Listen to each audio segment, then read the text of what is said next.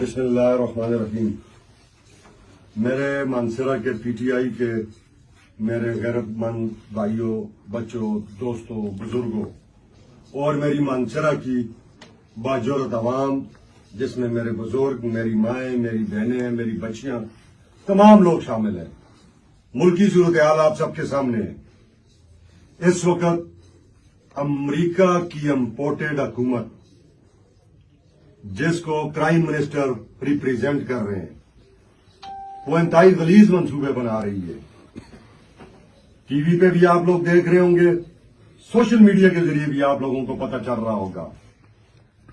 پہلے تو میں یہ سمجھتا ہوں کہ ہماری اسٹیبلشمنٹ اور پرائم منسٹر اور اس کی کیبنٹ یہ ہوش کے ناخن لیں، ملک کو انتشار کی طرف نہ لے جائیں اور ملک کو ٹھیک ڈگر پہ لانے کی کوشش کریں۔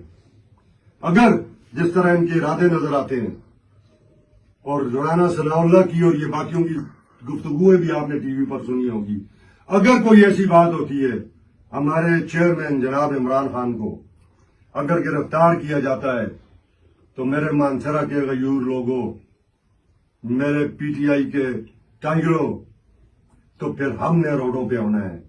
اس مانسرا کو انشاءاللہ تعالی ہر طرف سے ہم نے جام کرنا ہے۔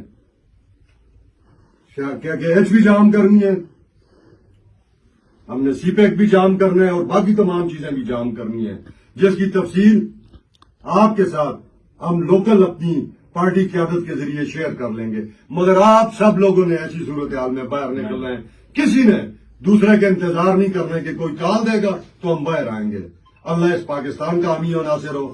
پاکستان زندہ باد، پاکستان تحریک انصاف پائندہ باد۔